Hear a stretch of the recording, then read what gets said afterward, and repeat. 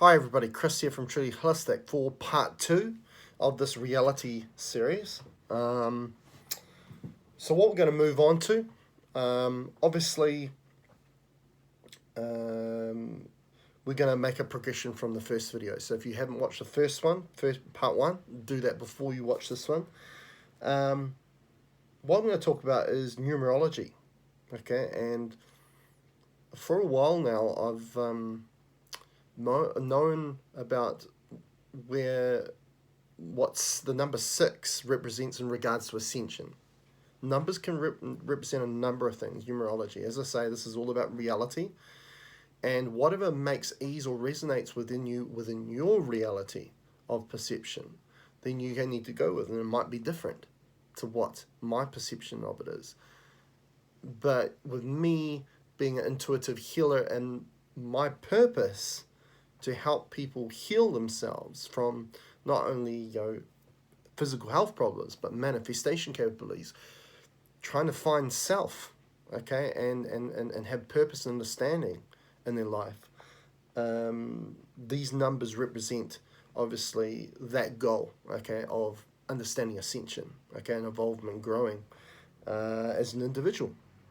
And for a while now, I've known 6 is consciousness and 9 is love. I actually made a tool which represents numerology and sacred geometry together. And I'll just grab it, it's just up here.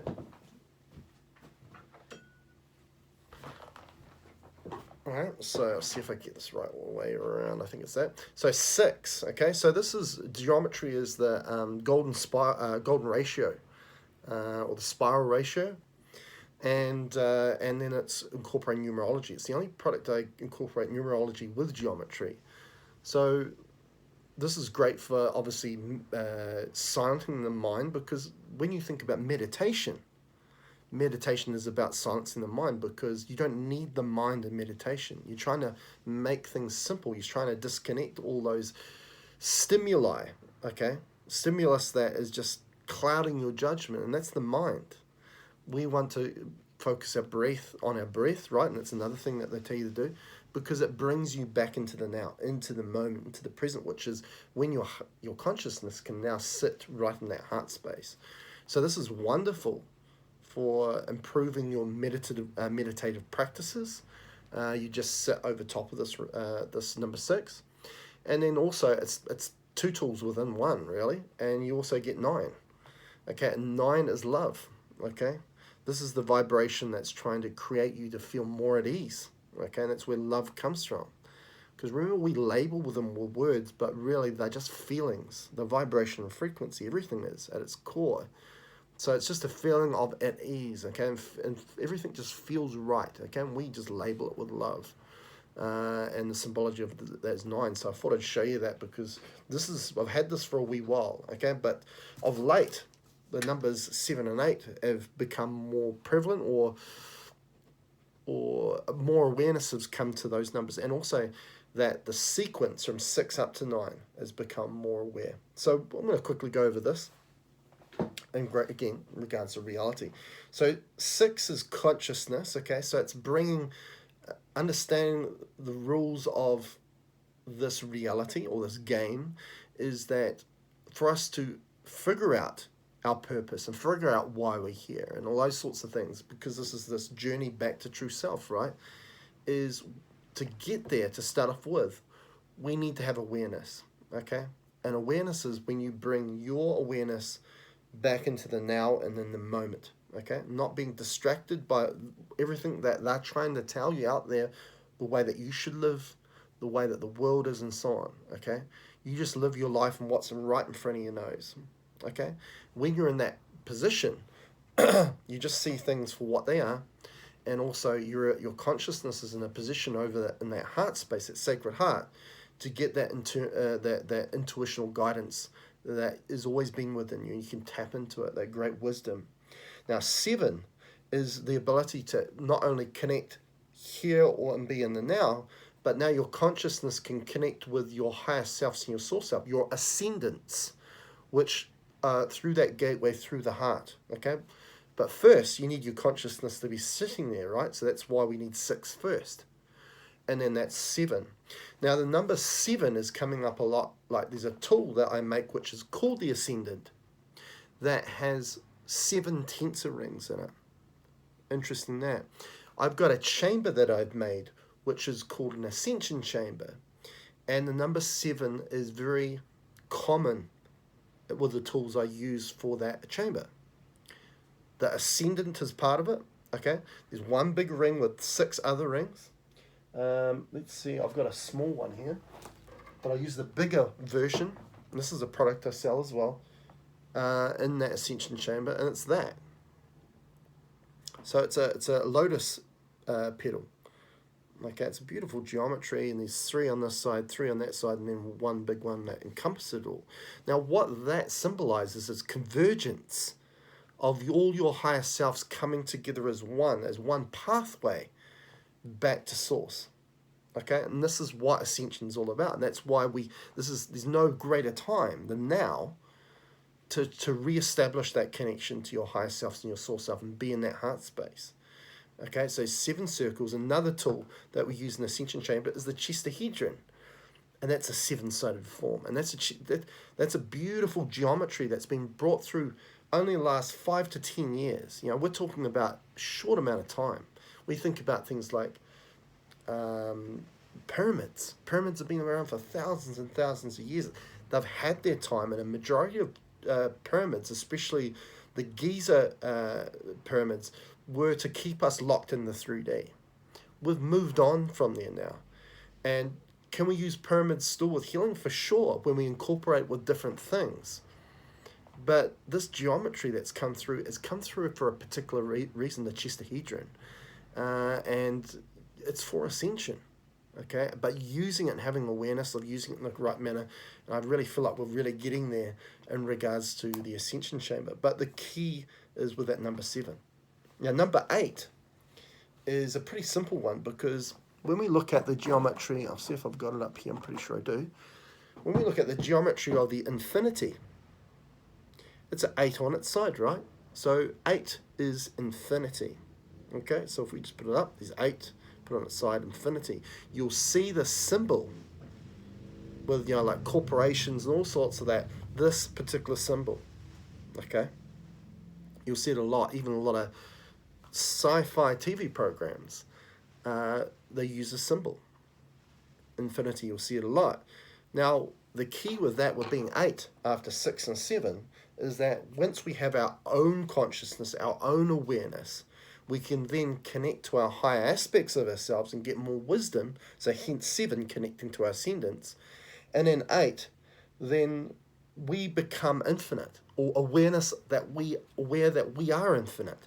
We're not this flesh form which we fought, and hence we've got to be fearful about death. Because when you really think about this reality, one of the biggest problems that creates fear is dying. Okay, and a lot of people, they're unaware or unsure what happens to us when we die.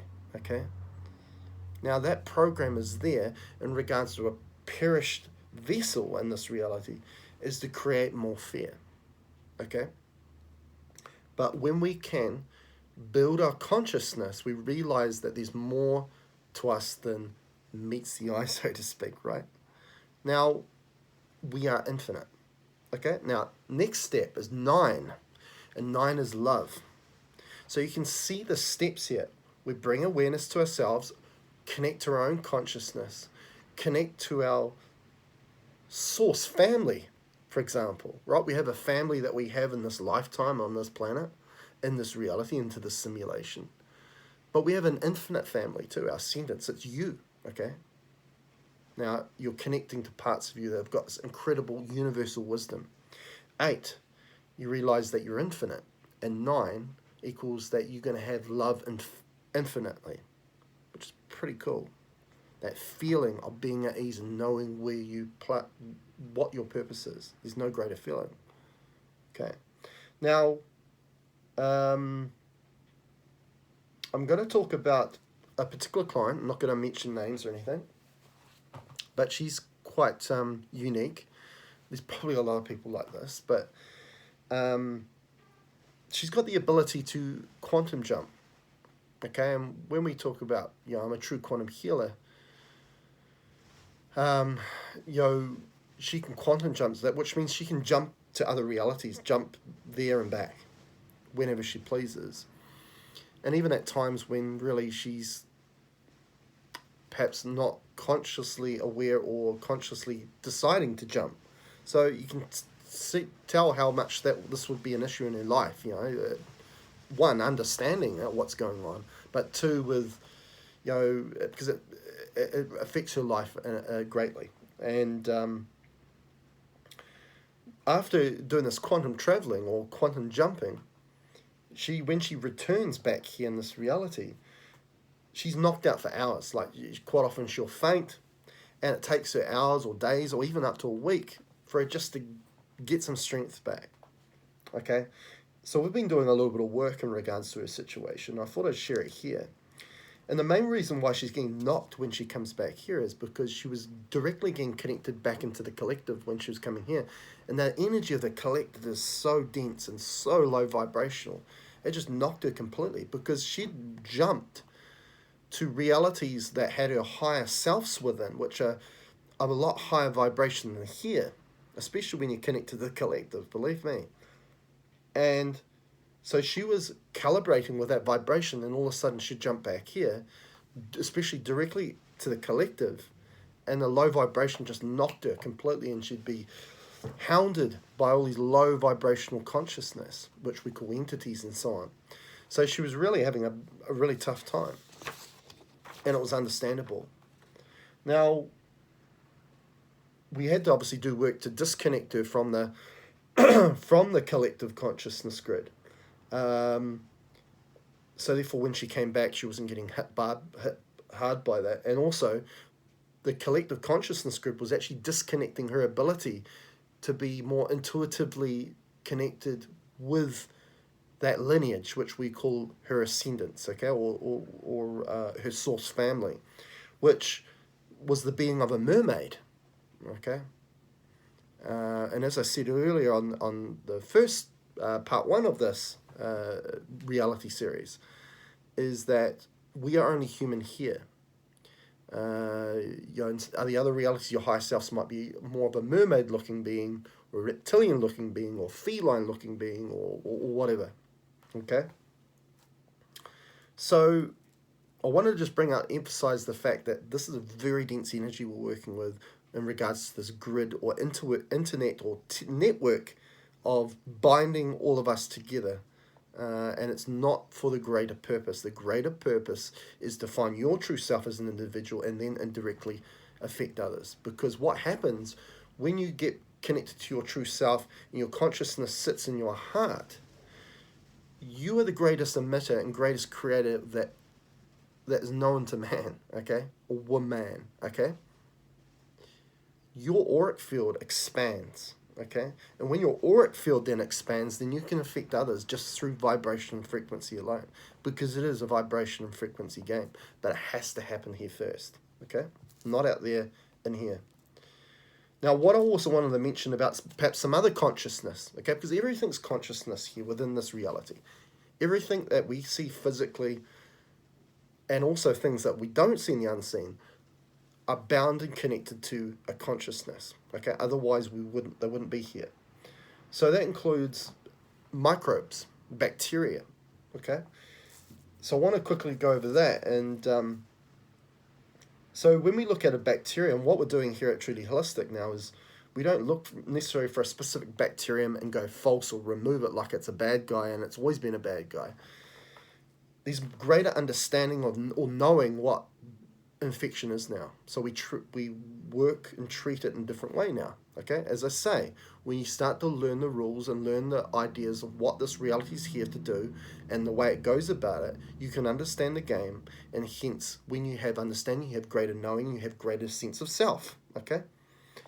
So what we do is we just find out where there's low vibrational bacteria in your body, because you'll know it, because you'll get the symptoms of a runny nose and what we call coming down with a cold or a virus or an infection, right? Now, by the way, that's your body's communication to you to tell you, bring an awareness to the body and do something about it, okay? Which is a good thing, okay? So let's not knock the body for always having symptoms, or if you're continually having symptoms and you can't figure it out, it's because you haven't figured it out, okay? Your body's trying to communicate to you and it's trying to do the best job it can. Now, what we do is, it's not necessarily that the bacteria is bad to start off with, because this is a database. This is an interface of data. And all the microbes' consciousness, every strain, every strand is in here, okay? But it depends on your environment, your interaction with the matrix reality, right? The external world. If I can find my little diagram here, probably can't. Here it is. It's how we respond to this reality here in front of us. Okay, and the way what we respond to this reality, okay, and how we understand this reality, then either charges our vibration or lowers our vibration, okay? So when it lowers our vibration in a certain area, then certain microbes will be activated to proliferate their numbers or to go a little bit rogue, which then causes problems in the body, okay? So what we need to do is we just make the intent to ascend the bacteria, so we ascend its consciousness to a higher vibration that matches your vibration. So all of a sudden, there's no problem anymore. There's no focus or awareness to a problem, because that's what a problem is. You know, people will go, I'm trying to do this, but this keeps coming up, this pain in my knee. Well, it's coming up because your body's trying to bring an awareness to do something about it, okay? And if you don't listen to it, then it will keep shouting louder and louder, okay? So so definitely looking at, you know, the whole catch a cold, the microbial thing, completely different way, you know, when we understand what reality really is. Let's just have a look. So why do we get low vibrational interaction with this reality out here? Is because we become too mind orientated. Okay, our consciousness doesn't stay in the heart space; it goes up to the mind. We lose all connection with intuition. Okay, and our mind's racing all over the show. Our focus is on not optimal places. Our intention's not used in the right manner, and we get stressed out. That's what happens. When we get too mind-orientated, we get stressed out, okay? And when that happens, then this matrix or this collective lowers your vibration, okay? And you get run down, right? Run down. And then what happens? You end up sabotaging your own energy, okay? Because you have no control of your expression. Your emotions are all over the show. They're not balanced. They're not centered, heart-centered. Okay, because that's our ability to express ourselves is through emotion, energy and motion, right? So we need to understand that, because that's a booby trap. Everything out here are booby traps. This distraction over here, this distraction here is all about distracting, bringing your focus away from working on yourself, to evolve yourself. In this reality, we've been programmed to think that whenever we do any work on ourselves, it's deemed selfish. You should be helping others. Or how can you help others when you can't even help yourself? Or how can you love others if you don't love self? Okay, so all happens here. Okay, let's have a look. Now, what I got told was we can't even get a bacterial infection, mold infection, fungal infection, parasitic infection, all these sorts of things that create a problem if we permanently resided within the heart. It's impossible. So it's all to do with the mind, okay? I heard something great the other day, and it said, we don't get rid of our demons.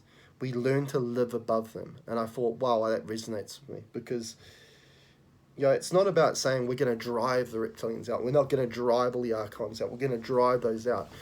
You just understand the game, and you just go to it's like getting into a lift and saying, hey, I'm better than this. I'm the creator of my reality. I am powerful. Okay, and I don't want to live this way. I don't want to focus on low vibrational things. I don't want them as part of my reality. So all of a sudden you create a reality where your focuses lie on things that you want to establish or create in your reality, okay? You go into that lift and you go to the top floor, okay? And when you go to the top floor, you're going to realities or planes of existence when those demons are no longer part of reality. Okay? And what you'll notice is if you get run down again by the mind through other consciousness programming through the interface or matrix reality molding you to the shape and conform of this, then all of a sudden you go back in the lift and go down to the first, second floor. All of a sudden, you see demons everywhere. That's what's happening. Okay? Now, as I said earlier, I think it was in part 1, we are programmed by time. So, as I say, with the biggest program that harms us is time, and time is related to we eventually going to die in the fear of death. Okay, but again, if we get into consciousness, then there's no fear of death either, because we know we're infinite. Okay, and the more work we do now, the more understanding of where we can go next. And that's pretty cool. Okay, now, so one thing we must understand here, as I've been talking about this reality, it's not just one reality. We're all creators individually, so we're all created. There's a multitude of realities all happening at once, and we're all part of creating our own reality. Okay, so one thing that I get told all the time from my higher self summit channels is there's no absolutes. You look at science, you look at all the things that society uses, which are all mind orientated. They're all about this is an absolute. Okay, this is the truth, that's not the truth. This is the truth, that's not the truth. Like, it's absolute. Now, if each one of us have got different perceptions of reality, how does one absolute fit with different perceptions of reality? It doesn't. Okay, so as I said, we're not part of one reality. Okay, we may be in this matrix world of reality, but we've got, if we understand our power and how to use it, then we can create something new. Okay. So, and what that comes down to is where you place your focus, how you use your intent. Okay, that's your power. And how I found this out was that I was doing energy work for people, and I was finding out through the charts what clearing we had to do. And before I could even voice the intent to do the clearing, I could see sensitive clients yawning, okay? And yawning is quite often with my clients, they're very sensitive to energy, is a clearing is already happening. So a clearing was already happening within these individuals even before I used intent. And what I realized at that point was that my focus, I'd already created a focus because I'd got the information from the charts, and that was enough to start for that energy healing to take place. Okay. So that brought my awareness to looking at perhaps, hey, actually, our first initial creation is where we place our focus, and that is true. That has been my experience. So we need to be very careful, and if we're distracted by all these things and don't have awareness here in the now, then you have no awareness where you're placing your focus. Okay? So when you're trying to heal yourself of all these problems that you may have, where do you start? You can't. You can't find it. You can't start anywhere in regards to healing your problem because you've got no awareness. You need awareness, so hence consciousness first, because you need to heal the consciousness first before healing the physical body. So-called experts, right? We've got an expert for this. They're all divided in different sectors. Expert for this, expert for that. Are always trying to bring research to decipher the meaning behind why something is the way it is and why it works, right? They're looking for that absolute, just like what people looking for that one cure for cancer, right? It doesn't exist. Because they suppose this reality is an absolute. Everything's an absolute. That's what, okay. But the reason for why something happens the way it is can be completely different from one individual to the next. And that really sums up what I do here at Truly Holistic as a quantum energy healer, is that we have no absolutes. We don't use preconceived ideas. We don't use an absolute motto. Okay, we're very open to whatever you come. First 10, 15 minutes, probably 10 minutes of the session, I listen to what you have to say, okay? And that's usually what your body is already trying to tell you what's going on. And then you express that to me, extend that information to me. Then I use that information that you've collected from your body, your wisdom within your body, okay? And that's what will usually get the best healing when that's that way. Usually the people that are saying, I've got this because someone else is telling me, usually we don't get a greater result because, again, the intelligence of the wisdom comes from within you, not from experts. Okay, we can have mentors along the way that help you along the way, but you need to be a big part or responsibility of you getting well again. Okay, so we listen to that, and then I use that information, put it into the charts, and I don't even know what's going to come up. I make sure that my mind's out of it completely, and I just get channeled through my heart space, which is my higher self, my channeling, and it could be any answer, okay? And most of the sessions that we do is a great learning opportunity, not only for the client, they learn a lot as well as getting the healing, but I learn a lot too, because I don't know what's going to come up, okay? So it's a blessing to be part of helping people with these things. Okay, so and a big part of my work is that I surrender myself to my heart. I surrender myself to my higher selves. I'm not worried or scared of what's going to come out, whether it looks wrong or whether it's not going to work. That's all fear. That blocks your intuition. That's blocking majority of people here in this reality. Okay? So there's no absolutes. So be very aware of that. There's no absolutes. Okay? Essentially, the outcome that we want to achieve is to be at ease. Okay? As I said earlier, ease is love. Okay? Okay, so to be is to love, and love is to be, and to be is at being at ease. Okay? And when we're at ease, we haven't got problems, right? And when we've got problems, we're at unease, and hence we have dis-ease. So you can see how that all plays out, right? Simple as that. So you need to look for your individual truth. It's the same thing with diets at the moment. There's not one diet for everybody. It's a journey that each individual has to go through to find out what works with their body and what doesn't. Okay? There's no absolutes. Okay? So, so we need to be at ease that our perception of what we see is always going to be different from one person to the next. You need to be at ease with that. And a lot of people are not at ease with that because they believe there's just one reality in front of us, one planet, one universe. And believe me, there's a number of realities going out. It's an individual game. It's not a collective. I keep saying this. Okay. And a lot of people don't trust their own perception, okay, as it doesn't make sense with what the experts come back and tell them. And they think, well, they're experts, I've got to listen to them. No, you don't. Okay. A lot of times when we go to a medical doctor, they've been programmed with information that they've learned, okay, and they will not always have the answers for you because they can only stick to their programming, which they have been indoctrinated to learn, okay, in that practice, okay.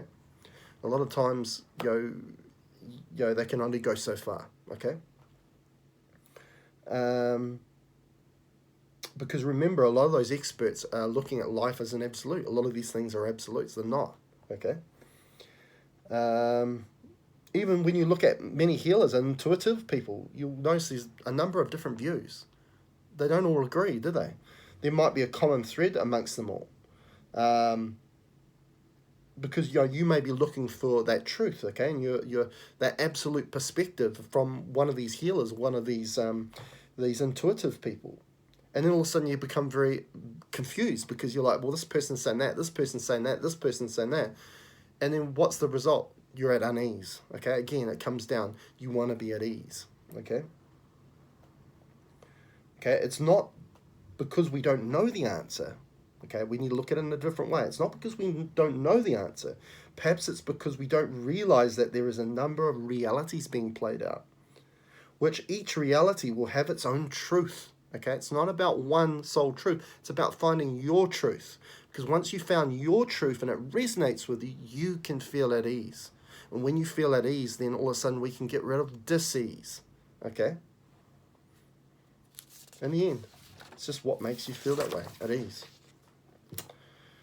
So, obviously, yeah, I'm an energy healer as well, but I make a lot of tools. Now, this is the last bit we're going to talk about in regards to this reality video. Now, a lot of the tools I sell, like, and a lot of tools that a lot of other energy practitioners sell, don't necessarily come with specific instruction. Now, there's a reason why. Because these tools are consciousness tools, okay? And if each individual has got their own journey to go through, which is in regards to creating their own reality, which occurs in regards to their consciousness, those tools will interact with each person's individual consciousness, and therefore will individually find the ways that they'll resonate with you. So we could give an instruction to one person and it would resonate with one person. We'd give the same instruction to another and it wouldn't resonate. Same with the diets. Again, you'd read up and you go, well, that guy lost all that weight doing that diet. And then when you do the diet and you find out, I didn't lose weight. What's going on? At the end of it, you're bummed out. You're confused. Because you think there's just one truth out there. There's not one truth. It's your truth. You have to find your individual truth. Okay? We can't forget the underlying thing here, and that is we are creators. We are creators, okay, of our own reality. Okay, where we place our focus and how we use our intent is what becomes our reality. Okay, the tools, as I say, are consciousness tools, so they are used to the greatest potential when your consciousness is heart-centered and you are heart-centered, okay? Because that's where your reality, that's where you are the greatest creator of all, because you create from love, okay? The things that you want in your life, then you can create them, not through fear, but through love, okay? And therefore, you can create a reality that you desire, okay? Now, if you're mind orientated, okay, then the tools become less effective as you are not aware or conscious. Just aren't, okay? Now, and your mind's programming will then overwhelm the intent of the tool. Because do you know what the greatest powerful creator of all is? You, okay? A lot of these tools are just training wheels to get you to the point where you realize that, okay? So I get a lot of requests to help with manifestation of money, okay? Money this, money that. Now, we must realize that money is a mind orientation thing. It's a human thing. It's not a conscious thing. It's a human thing. I understand we need a roof over the top of our house. We need money to buy things within this reality. I get that. But to manifest money, we need to love self first. Again, we need to heal consciousness first. So what I've found with the clients that I've worked on for increasing their money manifestation, because we've done the hard yards and we've done a few sessions instead of one person expecting that or one session, is we've worked on resolving their love problem, okay? And then lo and behold, money gets manifested for that person, okay? So, because money's mind-oriented, love is heart-centered, okay? And as I say, once you get heart-centered, then you can manifest the reality you want. You won't be able to do it when you're up here, okay? So it's all about being in the heart space, because in the heart space is where all discernment takes place, okay? We get let off the path by the mind, and to stay on track, we always need to stay here. So I hope you've really enjoyed this video. Please post below. Until next time.